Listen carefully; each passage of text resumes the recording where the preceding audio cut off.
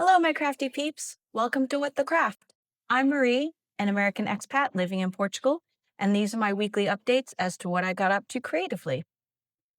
So last week I didn't actually film because I was traveling. I went to Poland because I had signed up for a Stitchtopia Craft retreat.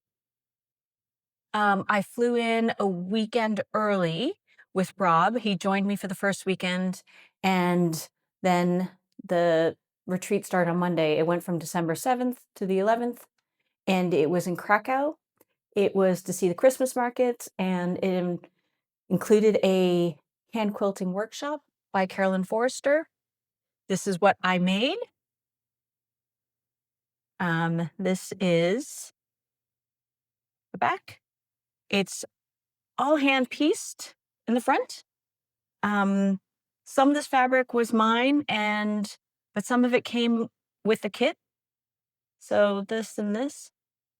The kit that it came with fabrics that I didn't end up using for that quilt, but I will use them in other quilting projects. So Carolyn Forster was a great instructor, and I thoroughly enjoyed my time meeting her and working with her. Krakow was lovely. I had never been to Poland. Poland was my 30th country that I've been to. I'm not sure what I was expecting, but it was very charming, kind of fairy tale-like, very clean. Not as fairy tale-like as Prague, but still up there with castles. And yeah, it was just really cute. And I thought this time of year was perfect to go because there was a Christmas market to check out. I feel like Polish food is like the perfect winter food. I ate lots of soup, lots of cabbage, beets, meat, dumplings, potatoes. I love soup, so it was perfect type of food for me.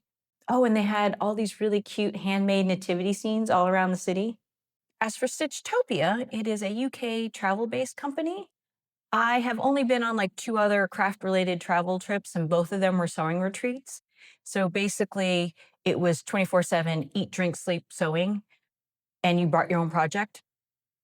And those were fun. This was a little different in that it did have crafting. It had the hand quilted piece that I made.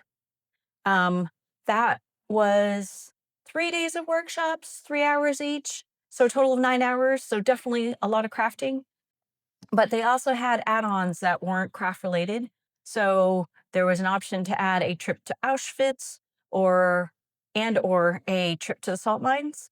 I didn't do either because because the last time I was in DC, I went to the Jewish museum and I had to run out crying, and I was kind of like not okay for like days. And then I didn't go to the salt mines. I've been to salt mines before and I'm a little claustrophobic.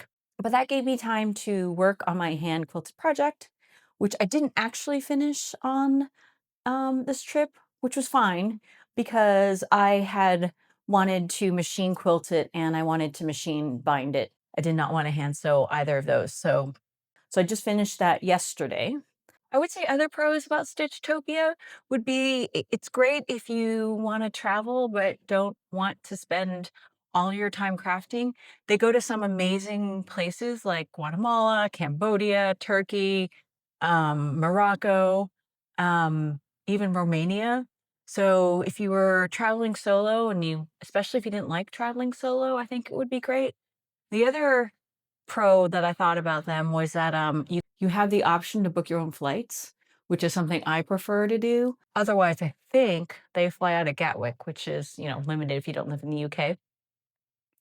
On this trip that I was on, besides one woman who is from Australia, everybody else was from the UK. So booking my own flights was nice, and that also allowed me to fly out with Rob.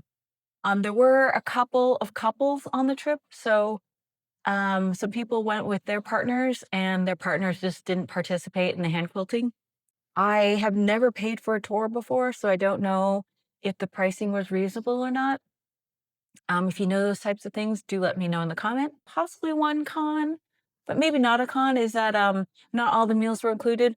A lot of time, or the other 2 sewing retreats I went on, all the meals were basically taken care of, and not necessarily for the cost reasoning, but just because so you didn't have to think about it, so you could just sew the whole time. But in this instance, it was nice, and then you could actually explore the location you're at by going to the restaurants you might wanna go to. I went into 4 fabric stores and didn't buy any fabric. I did have this beautiful viscose print in my hands. I had the bolt, and I went up to the counter, and then I asked him how much polyester was in it, and he said it was 45% polyester. It was 55% viscose, and living in Portugal, you know, you should not be wearing synthetic fibers because it's so warm here. And also from an environmental point of view, I was trying not to buy polyester fabric whenever possible. Um, but I did buy yarn. I got this beautiful silk merino, hand washable.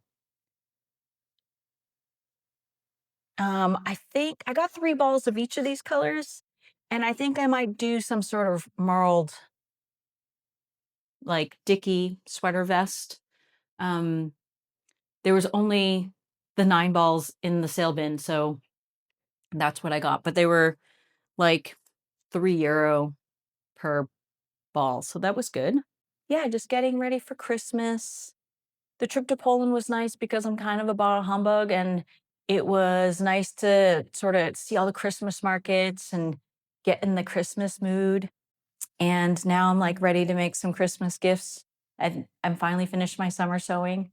Oh, I haven't worked on the tessellated heart bag because I still couldn't find freezer paper, and which was the technique Matt showed us in his class. So I went down the rabbit hole and just have been watching videos on how to paper piece. So I will try to tackle that, but maybe not until after Christmas because I got some Christmas gifts to make. I did get some crocheting done on the plane for a gift that I'm making. It's not a Christmas gift, so I don't have that hard deadline. Okay, I think that's it. Let me know what you're working on for the holidays and or what you're looking forward to in the new year.